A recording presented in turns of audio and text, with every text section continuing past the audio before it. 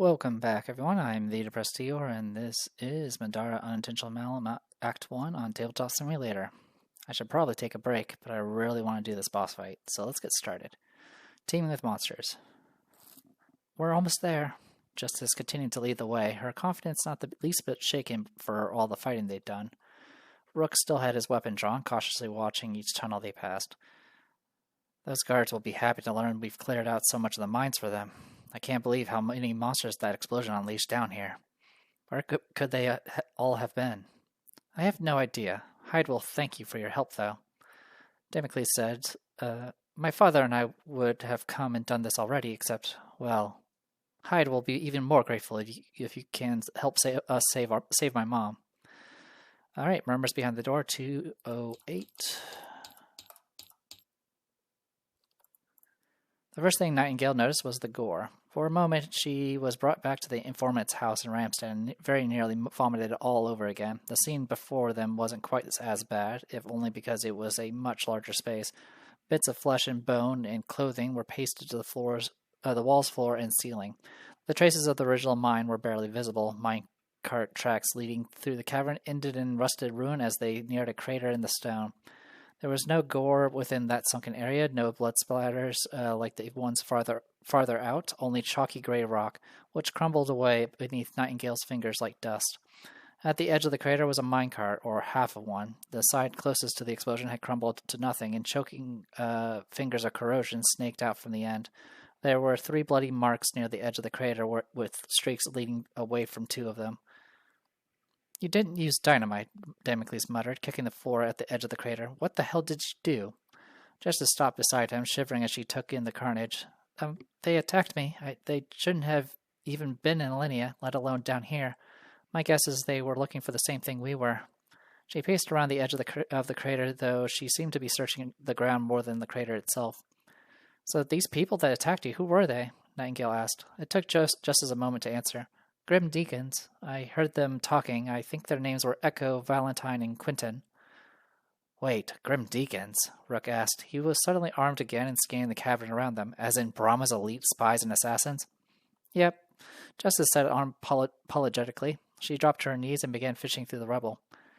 I've heard about Grim Deacons. Damocles scratched at his chin in thought. Hard to kill and incredibly connected. Why would they be here? They've been after my friend Zephyr for a long time. Justice nodded toward Nightingale. He's the one who can help you with the Maluma. My Theodosian blast killed all but one when I used it. The one who survived was the one with the Blighted Guardians. I don't think he was a Grim Deacon, though. He was dressed like a miner. She pointed suddenly at the other end of the room. After I killed the Grim Deacons, I ran through there. Justice finally found what she was looking for and worked her fingers around a rock wedged against the wall. This is the place, she grunted, and the rock came loose. She lifted a fist-sized, irregular white stone from the ground, then jerked upward as Damocles snatched the item from her hand. He held it over his head, out of reach. What is this that you and your those spies wanted so badly? He asked. Justice turned and glared at him, but didn't jump for it. It's a pontifex, or at least a part of one. I'm not entirely sure what it does, but my friend needs it.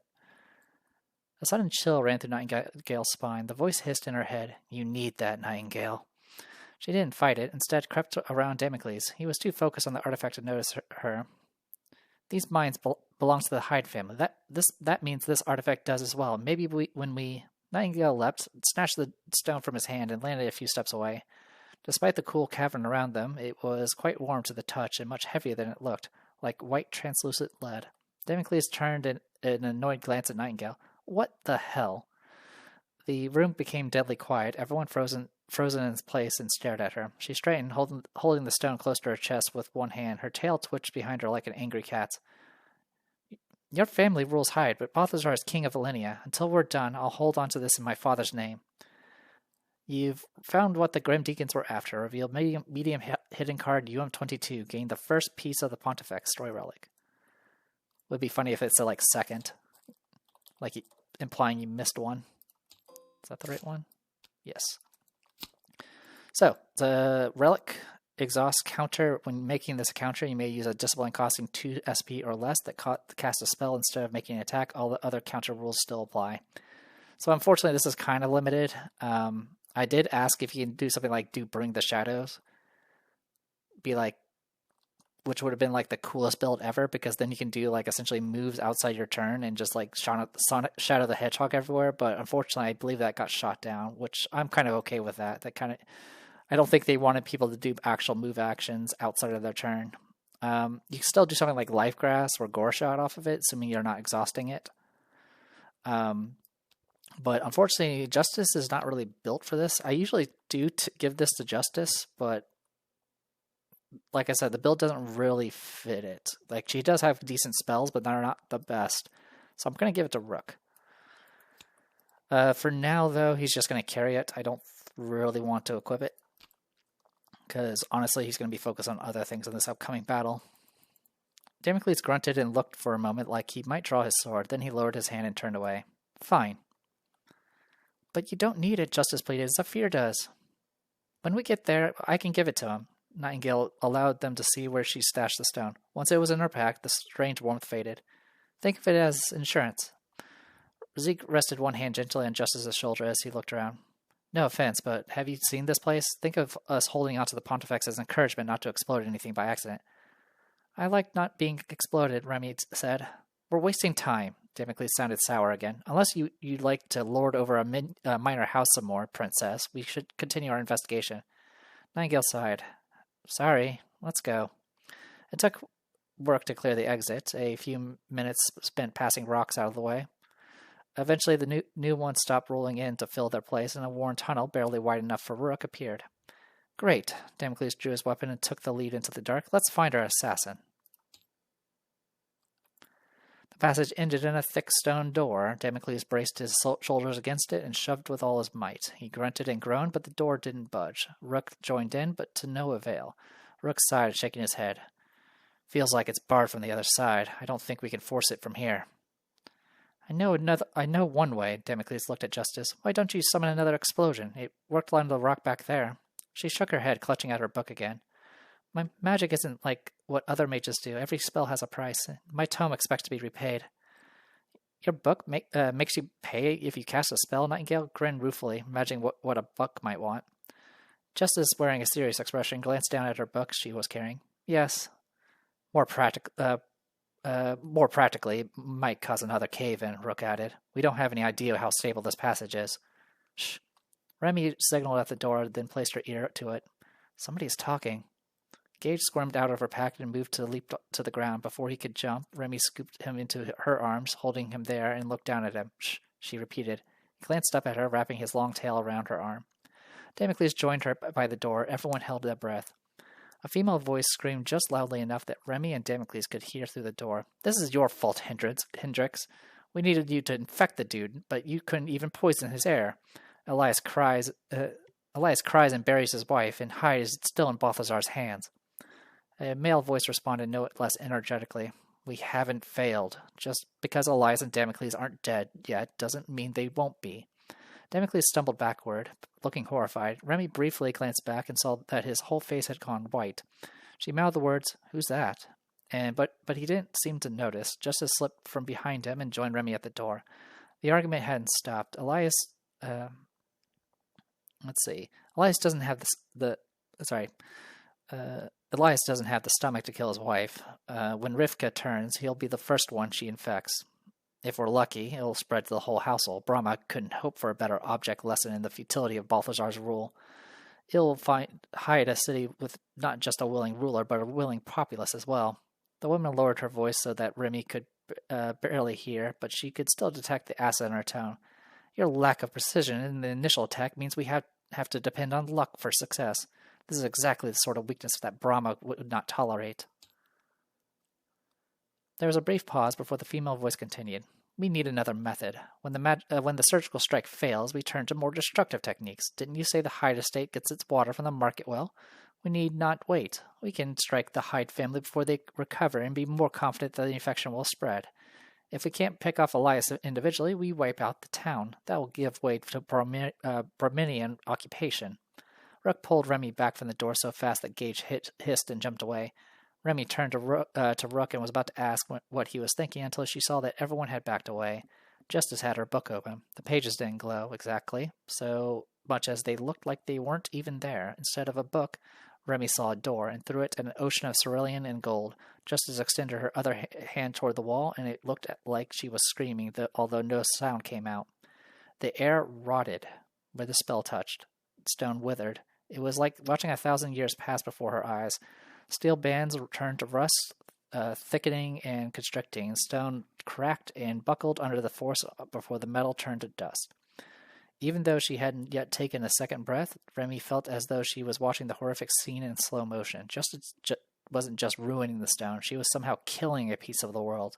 The passage in front of her widened dramatically, swallowing the doorway and the walls on the other side, leaving nothing behind. The timeless moment ended. Air exploded from the site of the impact, blasting dust past Remy and scattering equipment in the room beyond. Remy, with her light build and air-catching wings, was thrown backward into Rook, who caught her before she could be swept farther down the cavern. Nightingale fared a little better, smacking one of the walls so hard she fell over sideways and stayed there.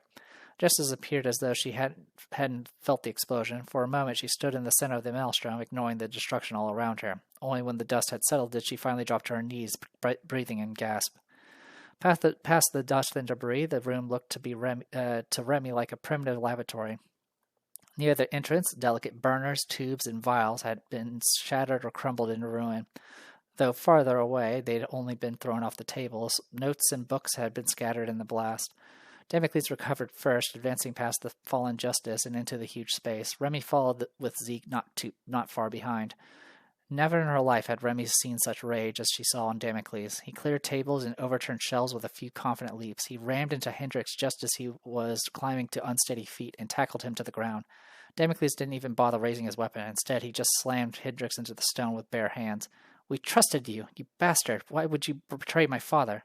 Remy spotted the woman she had hurt earlier. She wore some sort of strange armored skirt and boots, along with an assortment of ripped and tattered clothes. Her hair was swept back from the explosion, and her eyes were wild. She paused to watch them for a second, then ran straight for the only other door in the chamber. Remy saw her go and moved to stop her. She ignored the brawl and dashed across the room, spraying dust from her wings. The other door looked much like the one they'd just destroyed, stone banded with steel. It had a large lock on it, and when the woman pushed, it didn't budge. "Hendrix, you damn fool," she raged. "Why would you even make an escape tunnel that needs a key?"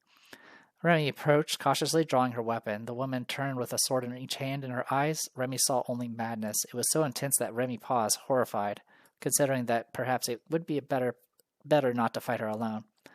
Remy could see Damocles and Hendrix fighting behind her, but she didn't dare to steal a glance, lest the mad woman take the advantage.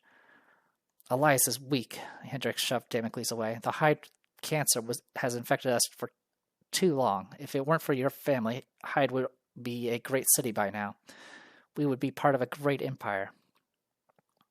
Damocles kicked Hendrix's leg out from under him, then brought his elbow down on the man's chest with all of his weight. "This is for my mother, you asshole. Even if you can't find a cure, I could show her your head before she dies." Nightingale finally made her way in, nursing the bruises and clutching the piece of the Pontifex close to her chest. Justice was close behind, her book still open in one arm and her eyes still glazed. "Stop," Nightingale called. She held the Pontifex piece out toward the woman. The woman stopped, her eyes widening as she saw what Nightingale was holding. Justice pointed at the woman in horror, struggling to speak. I killed you. You should be dead. Be careful, Remy. That's one of the Grim Deacons." Remy was closing on the woman, who suddenly jerked, knocking over a table of beakers and bubbling liquids at Remy's feet before moving toward the fight in the center of the room. Remy jumped backward in time to avoid the crashing table. The woman grabbed an 8-inch syringe, dripping something thick and pulpy from the debris. She turned and made straight for the burl.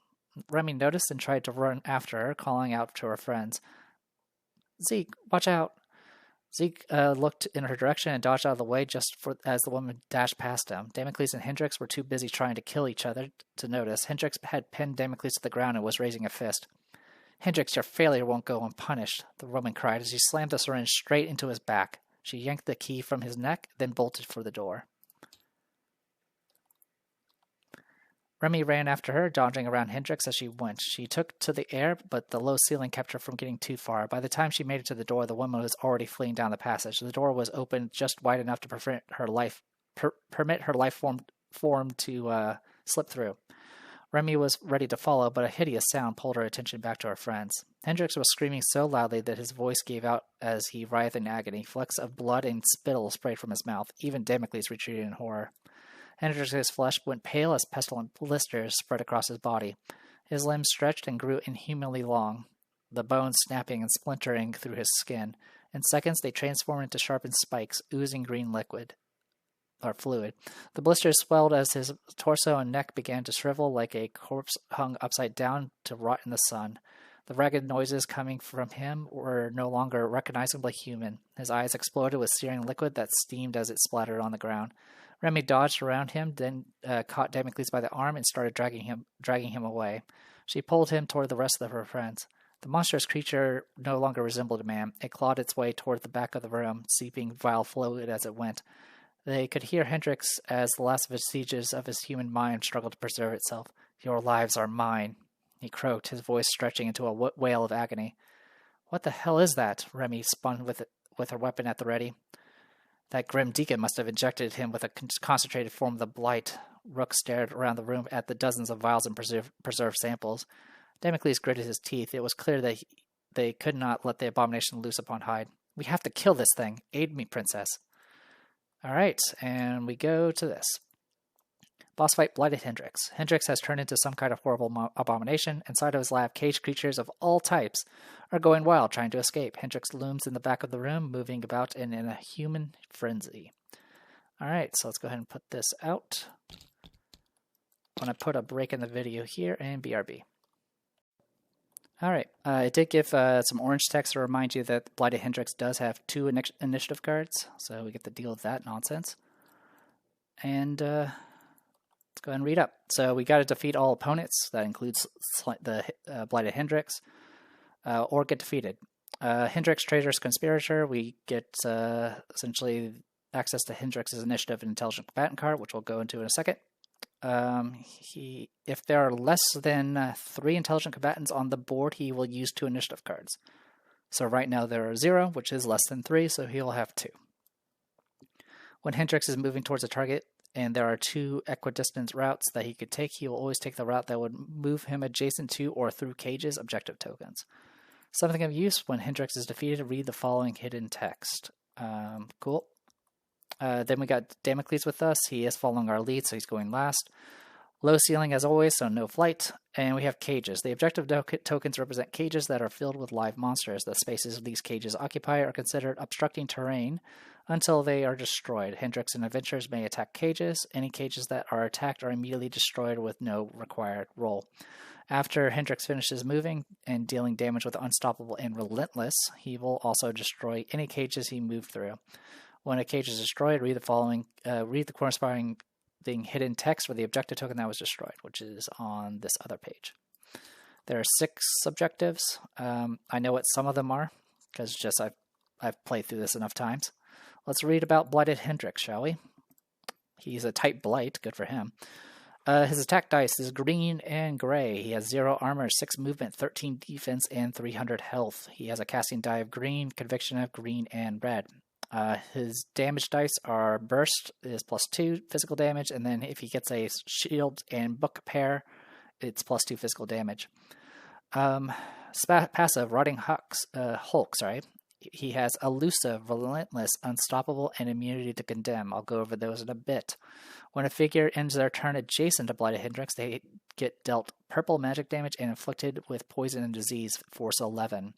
Fleshy Appendages. The first time each turn Blighted Hendrix can, he will counter at range 6, follow-up, pull 12, force 13. Is there an opponent adjacent? Oh, well, we'll go over the AI later. Let's read the back of this. Traitorous Conspirator. Hendrix sat with his head in his hands. He couldn't believe what he had done. Rivka was his dear friend, and he had doomed her to a painful death. He could imagine her deathbed, laying writhing in agony, with her family watching her transform into a monster. The Hydes have been like family to him, but he knew that this had to be done. Elias was blind, too loyal to Balthazar to realize his rule was dooming Alinea. Brahma was a strong kingdom with thousands of years of history and connections to Middara's other great powers. They need not remain pariahs forever. Despite his resolve, Hendrix still wished Elias would see reason. He didn't want to kill his old friend. Some would call his actions treason, but he did what he had to do for his city. He could live with the guilt of betrayal knowing that it was for the greater good. Hendrix didn't like working with the Grim Deacons, however. The Barbadian spies had contacted him with a plan to gain influence through Alenia's minds, and Hendrix had been eager to assist. Their leader, a woman named Echo, was a little unhinged. Her eyes always looked hungry. She was unhappy that the Blighted Guardians they'd released into Hyde Estate hadn't found the intended target and wouldn't be satisfied with him sitting on the sidelines for much longer. His research into the Blight had yielded results, and soon Echo would get her wish. He had developed a mutated strain of the parasite and could easily get close enough to Elias to administer it and finish the job. Hendrix shifted uncomfortably at the thought of his wife, Tegan, finding out what he'd done. She wouldn't understand. It didn't matter, though. Hendrix would take action regardless of who it might hurt. He had to save Alenia while there was any kingdom left to save. Okay. So, we know about Elusive. Let's go over Relentless and Unstoppable. Right. Actually, I'll take a look at Elusive anyway. I believe that's the one where you can't make attackers opportunity. That's correct. Okay. Unstoppable. While moving, this figure treats obstructing terrain as normal spaces, while replace any obstructing terrain this figure moves into as hindering terrain. So it essentially can run through walls. That being said, since it does turn into hindering terrain, it does slow it down a little bit. And then, what is it? Relentless is the other one. Relentless, you have Crush. In addition, when moving or being moved via an ability, displace all opponents you moved through. Figures that are displaced using this ability are subject to the normal damage dealt by Crush, a purple irreducible damage. Each figure may only be displaced once by the action or ability that granted this movement. Crush. While moving or being moved via an ability, this figure treats all spaces as unoccupied. After moving or being moved via an ability, displays all other figures and spaces the figure with Crush occupies, then deal any opponents displaced this way purple irreducible damage. So yeah, this guy likes to just run through people and just trample them. Crush pretty much ensures that you can't do the usual trick where you surround somebody and then punch a hole in the ground with Bone Shaker. Back when Fortune Teller did let you manipulate the black die, there was a way to cheese him because of his AI. He does tend to run in straight lines. So what you can do is you can just put a hole in the ground and then make it so he runs and jumps across a hole and then make him fail it. But since that's no longer viable, we have to kill him the old-fashioned way. He's not too bad. He does have 0 armor, so barbed arrows do work. Worst case scenario, though, is one of these does have a Earthflow in it, and that Earthflow will put barrier on him, in which case then the arrows won't work anymore. But yeah, this guy can also be really brutal to summoners, just simply because it'll just trample through your summons and then do damage to you and everyone you've ever known. So it is what it is. As for the setup for this, it's going to be that line at the top, and with, of course, Damocles at the end of it. 1, 2, 3, 4, 5. Oh, and as far as his, I think it was already stated, but yeah, when a cage is, let's see, actually it might be set on something else, but essentially he's going to favor running through cages and stuff when he moves.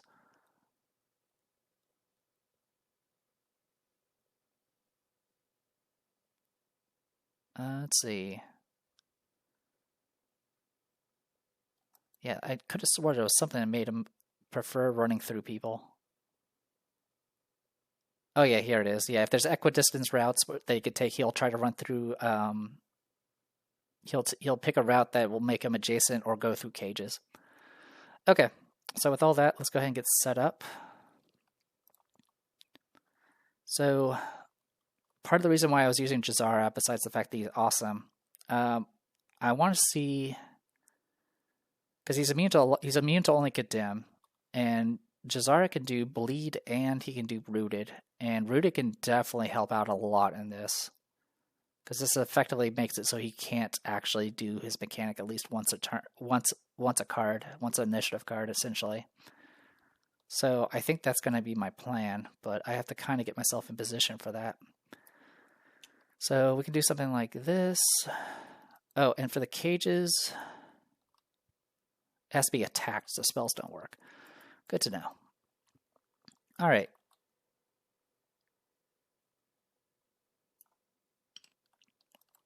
So there's a couple ways you can do this. You can try to purposely break the cages and just try to clear out as much as you can before he does it, because obviously if he clears it out after his turn is over, whatever got broken out will come out as well.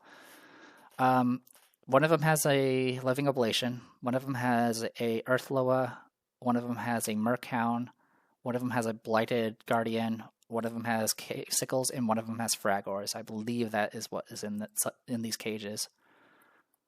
I only remember some of the colors. I know purple has the Living Oblation because that one is always broken, almost always broken first.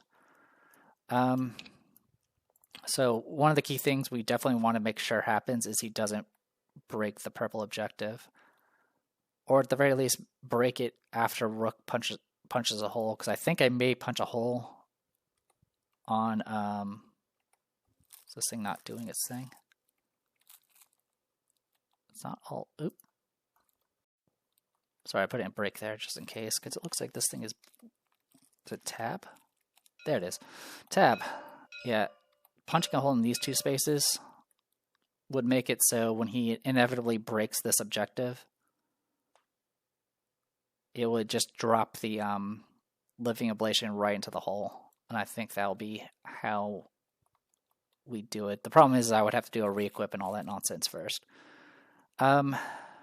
I think that will probably be the play. Nightingale doesn't need to be that far away, so we can just have Justice be here. 1, 2, 3, 4, 5, 6, 7, 8, 9, 10, 11, 12, 13, 14, 15, 16. That would ensure you don't get blasted by this movement shit. You'll still get hurt by a lot of other things, but it'll at least stop that. Sure, we can go with that. Alright, in that case, with that in mind, let's go ahead and get Jazara. We'll put him here. Okay, let's go ahead and shuffle the initiative track and see what happens. He goes first, of course he does.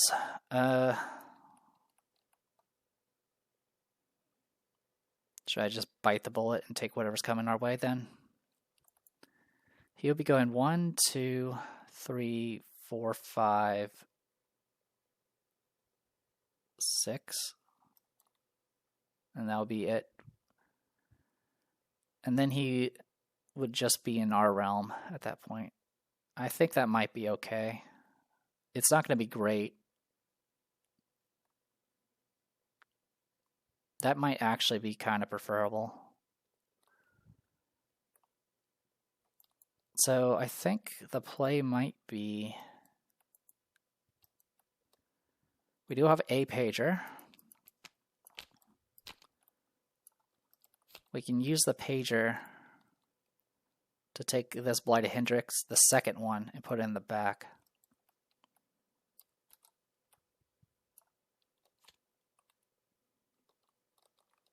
That'll make it so it comes next to us, and then we just go ham on our turn. Alright, so it's going to start with the Blighted Hendrix. We're going to go ahead and start with Doombreak.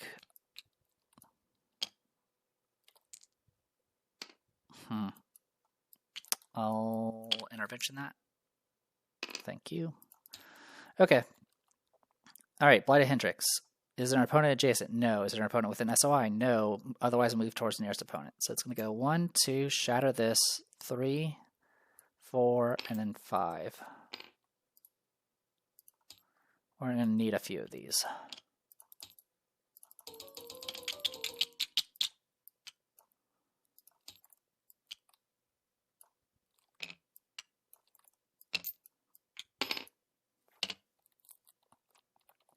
Okay. And then for the purple objective, I'm going to have to deal with this nonsense. Laughter comes from a corner where a Living Oblation was being held. She squeals in delight. I'm free. Spawn a Living Oblation. The space is token occupied, and then discard this token. If we have encounter aspirants, they'll be Vesera, which of course are going to get randomized. Okay, first things first, we need to get a living...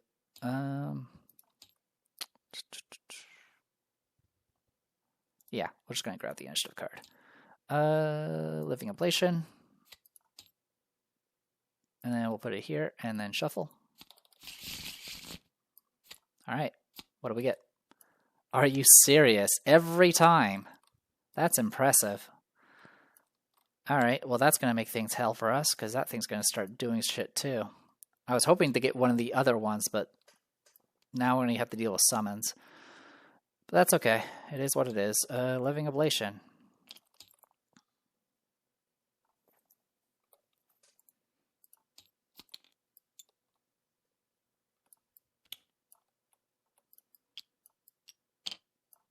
Alright, I'm going to go ahead and... that should be it for Blighted Hendrix. It just moves towards nearest opponent, so we're good on that front. Alright, goes to Living Ablation. Oh, actually, it's not going to summon this round. It's not going to summon this round. 1, 2, 3. It's going to target Jazara. Okay, is there an opponent with an SOI? It's going to do the... it's going to summon Minos the Contractor. So Minos the Contractor does Conviction worth of damage. It's their Conviction, right? Their Conviction dice. So 2 purples, because that is what the Conviction of Jazara is. Does 9 damage. Is it magic damage, by the way? It is magic damage. I'm going to go ahead and pop both my summon tokens for this, which will reduce the damage by 2 each. So there'll be 5 here, and then 5 to Rook. This will put Condemn on Jazara, which we'll probably have to save the intervention token for this entire time, because we definitely want him to at least be alive for a bit longer. Okay. So the good news is that is it for Living Ablation for this round. So it goes to Justice. And we're going to go to town with Justice now. So I'm going to go ahead and flip the Hasten Core to give haste to herself. And then we're going to spend 2 to go ahead and do a Bring the Shadows. 1, 2, 3, 4, 5, 6, 7, 8, 9, 10.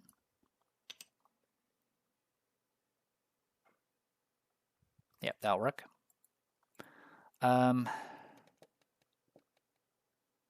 I will empower this and use the wand, because I want the darkness to hit. Here it goes. I'll take the 8, and I'll make it 16 in total. We'll start with the Living Ablation. That is 15. Let's make sure I did that correctly. Spell 6, 14, 16. Yep, cool.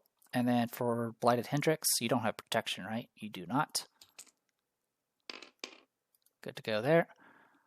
I'm just making sure he doesn't have any weird shit where you can't move away from him. You are fine. Okay, so both of them have been hit, which means both of them are afflicted with darkness. I'll happily take that. Okay, let's go ahead and roll that casting die for damage.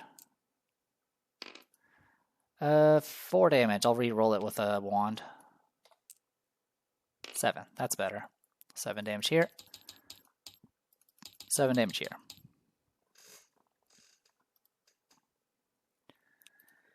Okay. Next, I will go ahead and do a gore shot.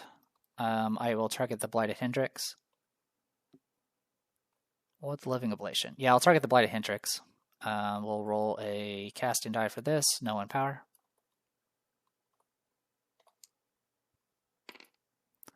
I'll re-roll with a magical leather dress. That's even worse. I'll use an intervention to re-roll one more time. That's better. 15. Fails. All right. I will take 2 extra damage and then heal it off with Ring of Blood. So this will do a total of 8. Okay. We are 20th. We're 5% through. Okay. That is it for Justice. You did a good job. All right. It goes to Rook. Okay, Rook. I will go ahead and one thing I keep forgetting is through the gates, you can't do the same ability more than once, but you can do different abilities as long as you pay the HP cost. I'll heal for 1 for Sentient Bodysuit, then take 3 to gain a haste from off the through the gates. Okay. Then he is within SOI. I'm going to spend 2 to do Domesticated Royal Sickling, which will inflict poison. I'll roll black die, see he gets flip. It does, but that's completely okay. So he is afflicted with poison now. This will flip. Alright. Next. I don't think I have line of sight of justice from here. I do not. Anyone still need it? Nightingale does. We'll do intervention on Nightingale. And then I'll spend 1 stamina to give haste to Remy. Actually, we'll put haste on to Jazara.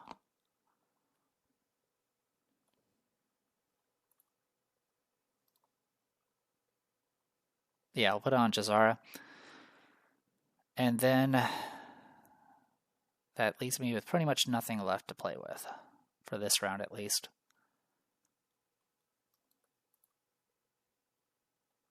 Yeah, it's fine. As long as Jazara lives 2 rounds, I think I'll be happy. So that's it for Rook goes to Nightingale. Nightingale is hasted thanks to Tabaki, so it gets a stamina.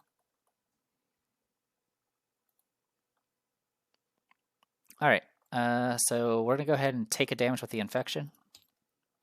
And go 1, 2, 3, 4, 5, 6 to here. I'm going to go ahead and do a Architect step to here. And then I'm going to shoot Blighted Hendrix. So this tile here is now just a hindering tile, and I'm within SOI, and my bow will negate the hindering bonus. So it's just going to be a straight +0 here. We're going to start with a Precise Strike. Actually, we'll start with a Murder Circus and do as much damage as we can. 1, 2. Or I could do it on a Living Ablation. Oh yeah, I forgot the Living Ablation exists. Change of plans. We'll spend 2 stamina. We'll shoot the Living Ablation. This will be at -1. The Living Ablation cannot dodge because of darkness. So we'll just make an attack here and see what happens. 16, 15, so that'll be 3. 4, 5 for Morbid Leather. 6, 7, 8, 9, 12. 15, 18. We'll just do the 12. Putting it at 19. Alright, I will go ahead and do the Doom Break and gain a stamina. And then spend the stamina to do Quick Blow and shoot it again.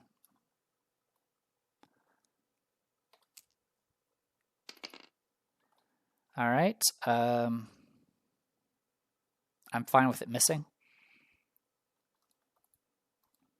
I will spend 2 more stamina to shoot again. I'll re-roll the 4. 15, so 14. 2, 3, 4, 5, 6, 7, 8, 11. Exactly enough to kill. Bye-bye Living Ablation. No loot to draw because the deck is empty. I will... Does it only once around, right? Each turn it can, yep. I'll go ahead and shoot this thing with a Quick Blow. So yeah, +0 because I do ignore this thing there, the hindering tile there. This thing has 13 defense. Have fun. 13 exactly, so I do hit. I'll do 1, 2, 3, 4. And then Barbed Arrows will bring you up to 10. Okay. Next, I will do a... I'm going to go ahead and pop Ambitious, gain 2 stamina. Everyone else will gain 1.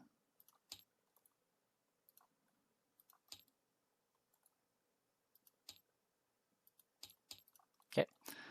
Then I'm going to go ahead and do a Precise Strike.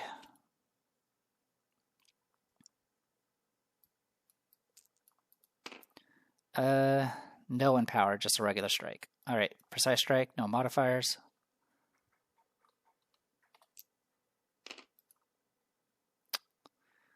It's going to be a miss. I'll do intervention to reroll all of it. 15 is a hit against 13, so 2 base, 3, 4 for morbid leather, 5, 6, 7, 8, 11. So 36. Okay. Yeah, if I had like a point more, I could get the extra precise strike damage, but no luck. Let's go ahead and pop the Murder Circus. I'm going to throw all 3 dice at this guy. That is a lot better than what you did last time. 11 damage. 47. Oh, sorry, I forgot about the quick blow off the precise strike. Alright, that is 16. So 3, 4, 5, 6, 7, 8, 9, 10.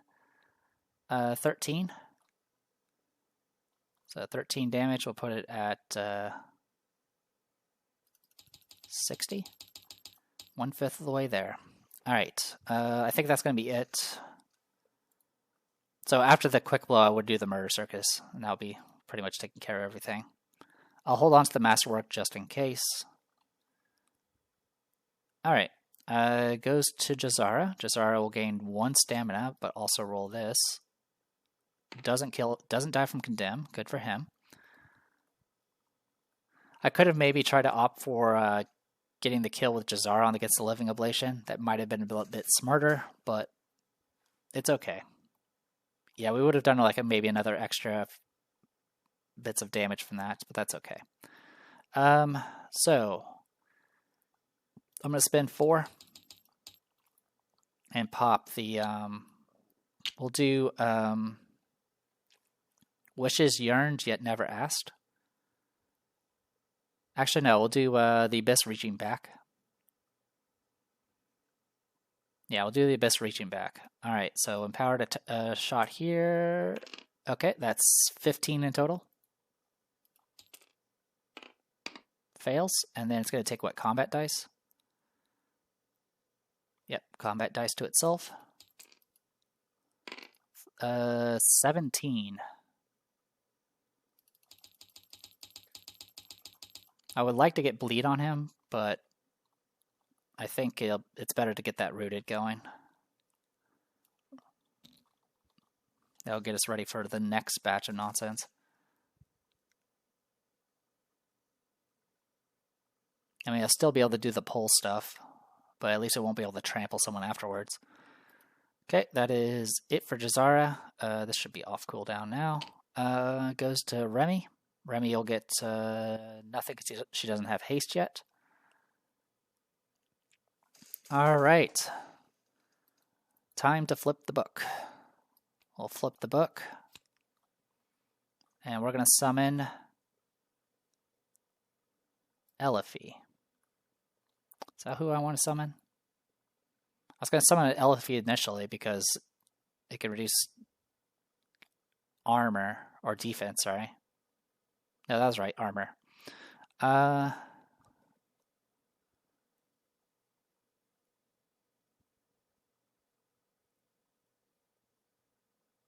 can do Krishnaka or Krishaka.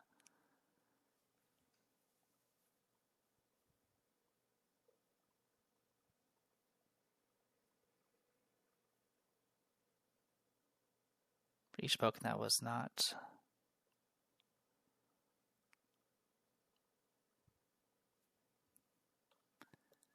I mean, it's either that or I use the twins, but actually, I could use the twins. Femke and Diem?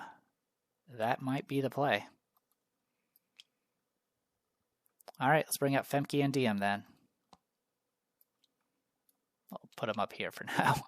We're kind of at a premium for space at this point. Let's go here. There. Start with 2 stamina.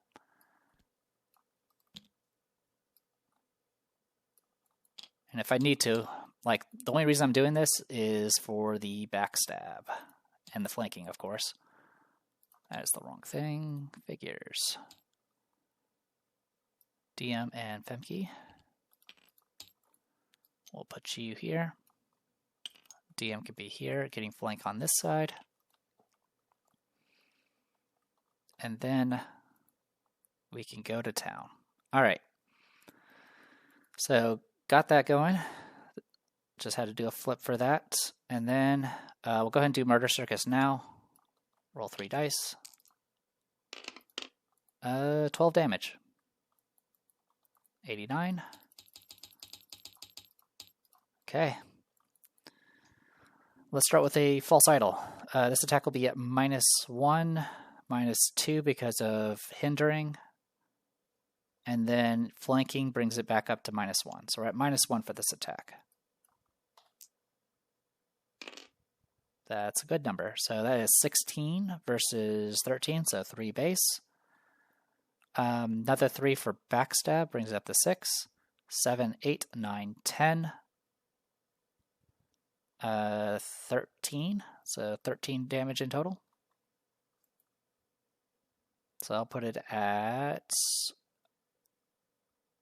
102. All right. We'll go ahead and go Blade Works next. So this one is just going to be -1 +1 for flank and hindering.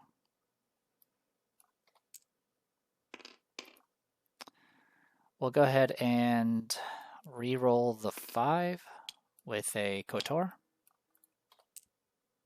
That's worse. Intervention, re-roll both. All right, I'll use a Masterwork just to make sure I hit. So 13.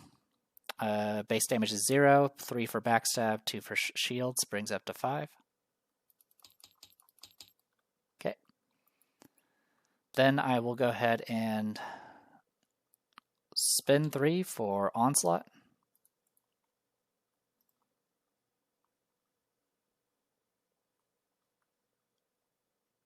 And we'll just make an attack at +0.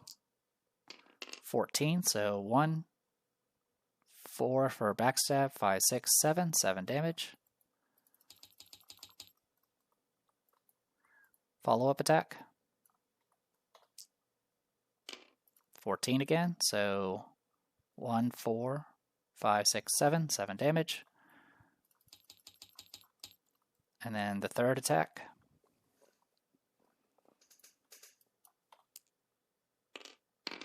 16, so 3, 6, 7, 8, 9, 10. 10 damage.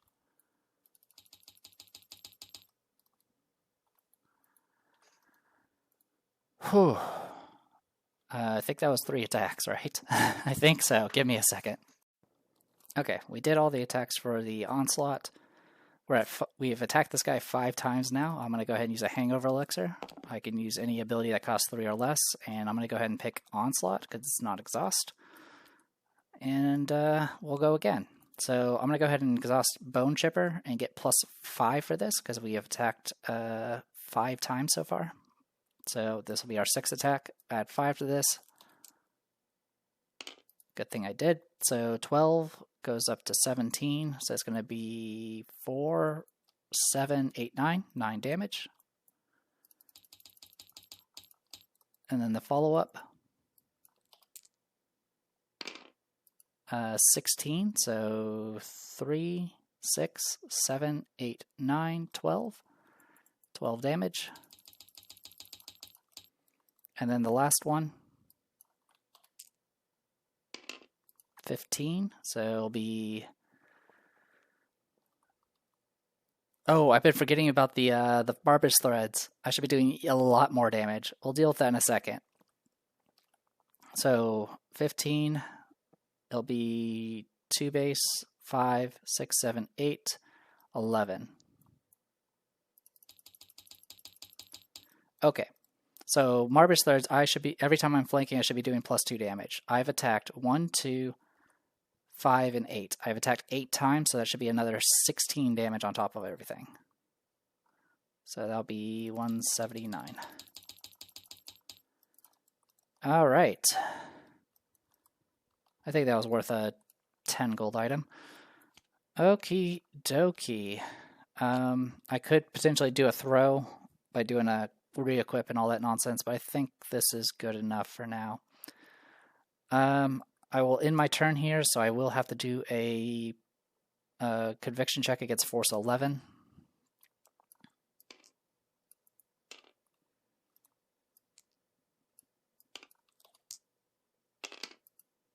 It's going to be a fail unless I want to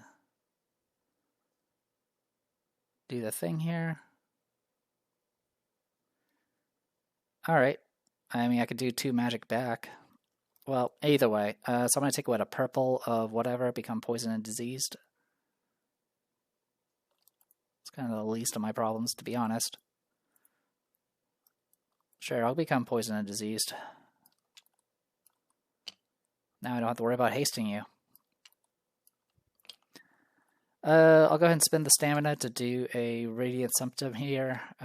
Since I failed by 2, I'll do 2 damage.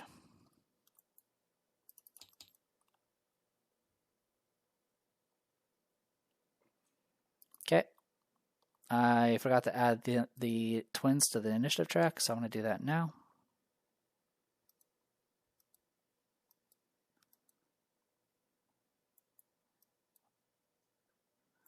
That's Twin Savani. There you are. Femke and DM.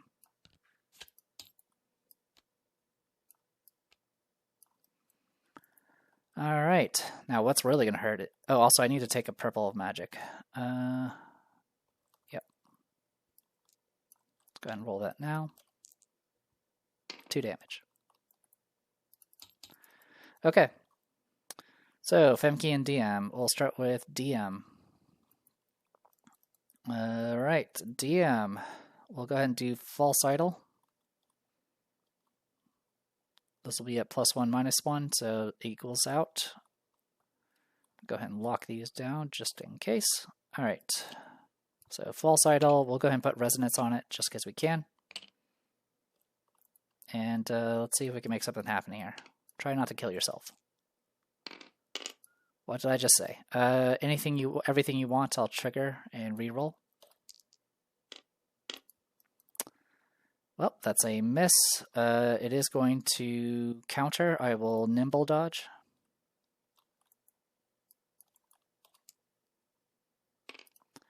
Uh, 14. That's exactly a 14. It'll do 0 base. I'm not going to worry about the pull because it's not going to change anything. It'll do 2 damage, which will also do 2 damage to Remy. What was your HP, by the way? Okay, 28. So these each have 14. Okay, I am going to go ahead and do Blood Toll to gain 2 stamina. And then I'm going to do...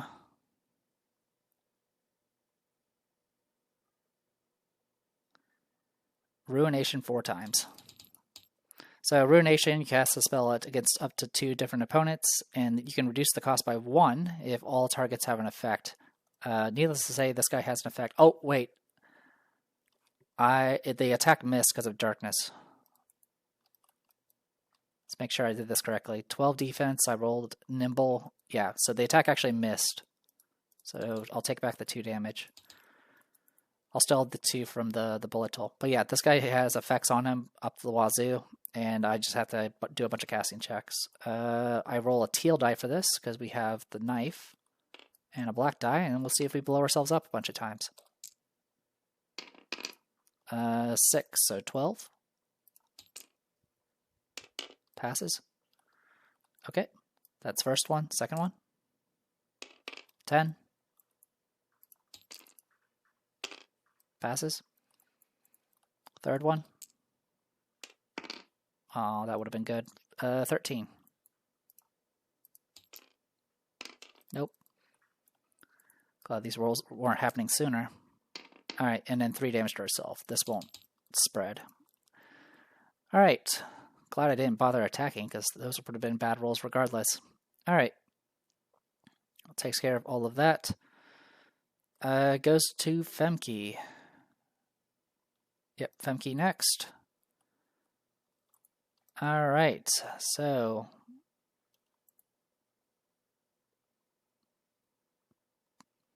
Oh, actually, you know what? For the summoning, I could put DM there, and that's completely fine. Because she has reach 2. So at least she won't blow herself up. Femke, on the other hand, we're going to go ahead and do False Idol. Yep, we'll just do False Idol. Make your attack. Those are numbers. 16. +1, -1 as always. So this will be 3, 6 for backstab. Oh, sorry, I have to include empower die. Because her attacks are empowered. Yep, all of her attacks are empowered. Okay. 16 is 3. Backstab brings it up to 6. 7, 8, 9, 10, 11, 12, 15. 15 damage.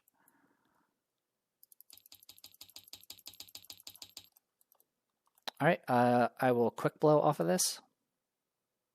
Fortunately, I'm not going to be able to do the brutal slaughter this round. Okay, attack. 13 is exactly a hit. 3 for the backstab. 4, 5, 6, 7, 8, 11. This is probably the fastest, short of, well, even cheesing takes longer to set up.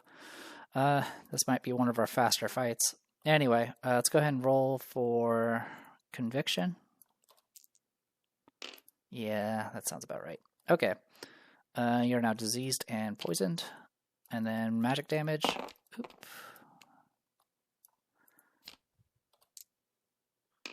3 gets halved down to 1 because they are resistant to magic. So 1 damage for you, and 1 damage for you. Could have been worse. It goes to Damocles.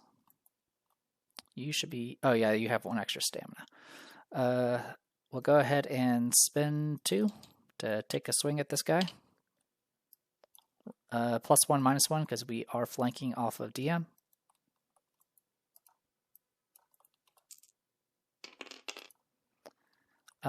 I will use a Hammer Helm to reroll the 3. Oh, come on. I'll use an intervention to reroll all of it. That's not much better. Alright, he's going to counter. Honestly, you can just let me get hit. The attack misses. Okay, well, I'll spend 2 more to go ahead and swing again. And I miss again. Cool, thanks, Damocles. You're fantastic. You do resist the spell, though, so you got that going for you. Yeah, it's only at force 11 for the husk stuff. Okay. Goes to Blighted Hendrix. He's going to take poison damage. 3. He has 90 HP left. So, rules for Rooted. May not make a move action or benefit from free movement granted by abilities they use. Okay. Is an opponent adjacent? Yes, it cannot move, but it will still do the rest of it. Make a separate attack against each adjacent opponent and cage. Let's start with Femke. Femke can make a nimble dodge.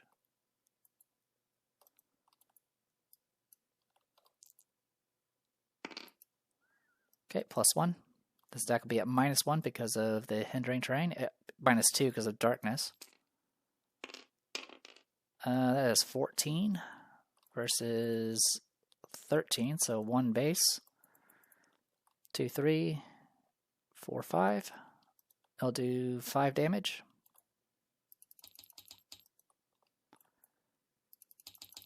Okay.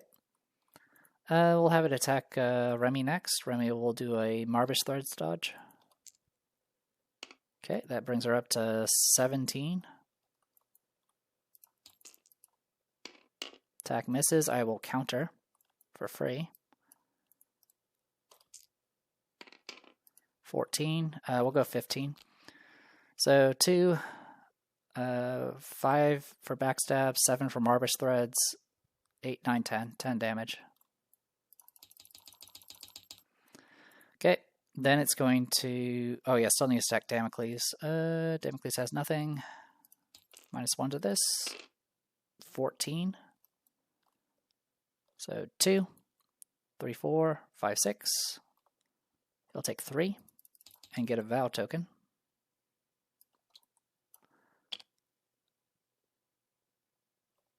Okay. Then he'll cast a spell 6 against the opponent with SOI with the lowest conviction value who's not immune to paralyze. It is a tie for a lot of people, so it's going to go after Justice. So 10. Don't have any way. Nope, I have no way of rerolling. You become paralyzed. That's okay, you kind of did your job. Okay. Done. Continue down. Is an opponent within SOI. Cast spell 6 against the 2 farthest opponent within SOI. That will be Nightingale and Justice.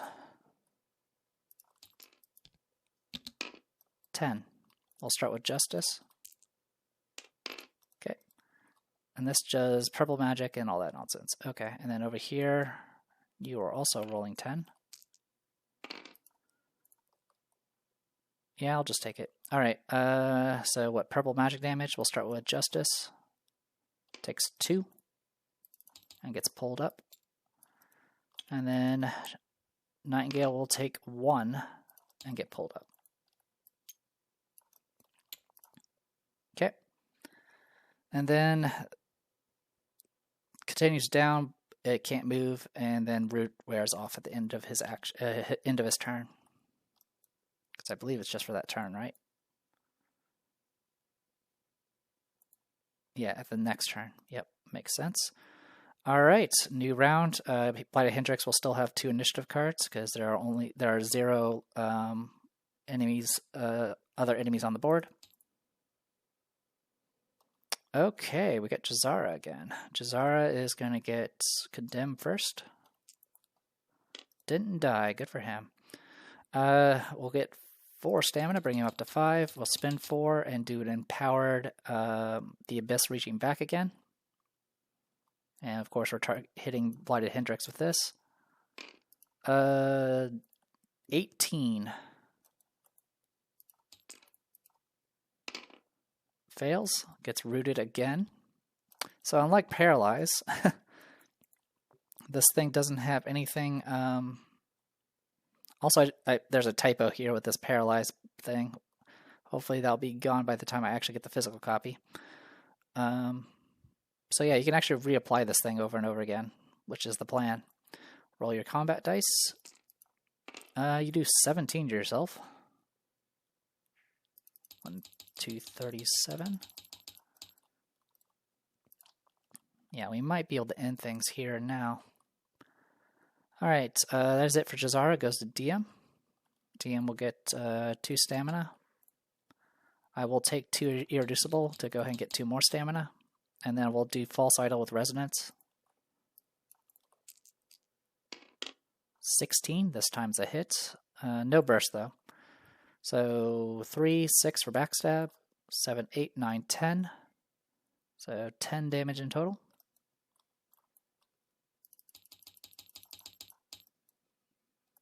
Then I'm going to go ahead and just blow myself up. Alright. Casting die is over here. Here goes nothing. 16. 14, I got it. Seeing, is this magic die and damage? Magic, yeah, casting die. Okay. 5 damage. Cast again, second spell. 15. Resisted it, that's fine. 17. Oh, wow. Glad we're getting these out of the way. And this should be the last one. 16. Okay. 4 whole damage. I think that was all of them. I'm not going to even bother checking at this point. DM is not adjacent, so she's good on that front. Goes to Nightingale. It is all up to you. Gain 4 stamina. Let's kill you now. So we'll start with a precise strike. I have not moved, and I'm shooting. I have the negate hindering thing, so I'll be at +1 for this. That's the bare minimum, so I'll just kill the messenger to make that into 9. So 16, 17 versus 13. So yeah, 17 versus 13. Yeah, 4, 6, 11, 12, 13, 14, 15, 16, 19, 22, 25. 25 damage. 281. Okay. Then I will quick blow off of that. I will in fact use the infection to pay for it and take a damage. 13, 14. So I'll go ahead and use Masterwork, make it 50. No, actually I'll just take the regular hit. So 1 damage base, 2, 3, 4, 7. Okay, I'll do a regular hit shot now. I'll re-roll the 4. 15, 16, so 3, 5, 6, 7, 8, 9. I'll quick blow off of that. And that will kill. I think we got it. Alright. Yeah, rooting him definitely makes it a lot less chaotic. We did use 20 golden items. We used a pager and a hangover elixir. Both are really good items.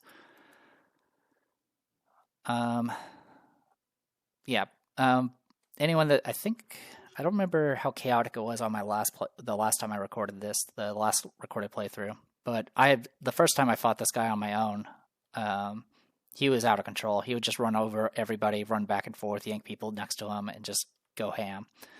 But being able to just root him definitely stops him. I mean, it's still dangerous. Like, all the other AI steps still trigger, so he still did the AoE attack, he still did paralyze, he still hit 2 people with magic damage.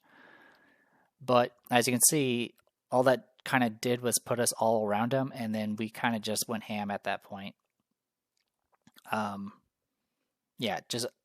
Like I said, I really wanted to see how Jazara would do, like with the rooted effect. Obviously, manipulating the initiative track to make it as maximized as possible definitely helped. But yeah, essentially, it would have, even if I didn't get killed, he would have done his usual thing, not moved again because of rooted. And then there would be Damocles and Rook. And with a Rook, I could opt to unsummon Jazara and use his summon again to summon a different Esper and bring that into the board, and then just keep wailing on this guy until he, stops. So pretty good stuff. Like I said, I have a lot of experience fighting Hendrix. He was definitely one of the ones I wanted to find it the most efficient way to kill, because the longer the fight goes, the more he runs around, the more he rams into like the objectives and breaks open a bunch of stuff. And since I had the loot already cleared out, I didn't really want to fight more than I needed to. I think the only thing I could have done that was a bit more efficient was have Nightingale just shoot the boss at the start and have Jazara focus on dealing with the ablation. We could have had Damocles focus on finishing off the ablation as well, since he was so close to hitting anyway. He won't only be able to make one swing, though, but still, with Blood Pact and all that, he should be able to just kill it, finish it off that way. But yeah, not too bad. Remy did a lot better. So the plan originally with the book was to use Eliphi just in case Hendrix got barriered by a Earthloa, because obviously that would shut down Nightingale's arrows. But I ended up not needing it since we kind of had control of him and stopped his movement. So at that point, obviously, bringing in the twins was the better call. And yeah, that worked really well. We still need to get this. Reveal medium hidden card UM24, the Augmented Monocle. So we get another hidden card for beating him, and it's well worth the effort. So this is essentially an uncommon tier core. So it has 3 defense, gives Conviction green, increases your perception to 7, gives you immunity to darkness, and an opponent with once per encounter, you can give an opponent with an SOI the Nemesis token. As I mentioned many times before, the Nemesis token is nowhere near as good as it used to be, but getting it off an item, giving you like an extra 1 or 2 damage or whatever it does, by itself is actually kind of useful. Yeah, Nemesis, yeah, it does +2 damage. Yeah, it does +2 damage, which is useful. The other thing I was thinking of besides using the twins was using Krashaka, because that would also put a Nemesis token, and that would have also increased the damage. That would have done another. It would have done what, another 16 damage, which isn't too shabby. But then I wouldn't be able to blow myself up with DM. Anyway, as for the augmented monocle, I don't know who I would give it to.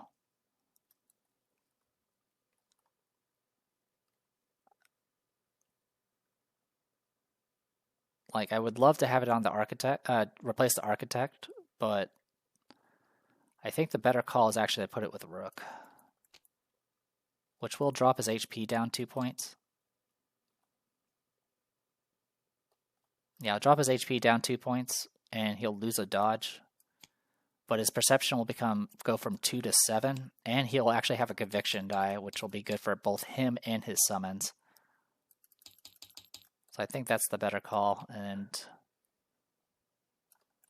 we can do a free re-equip for this, so we can just put that there. Actually, we'll put that there. This is a consumable, so it can go here, and we can do that. There you go, everything fits.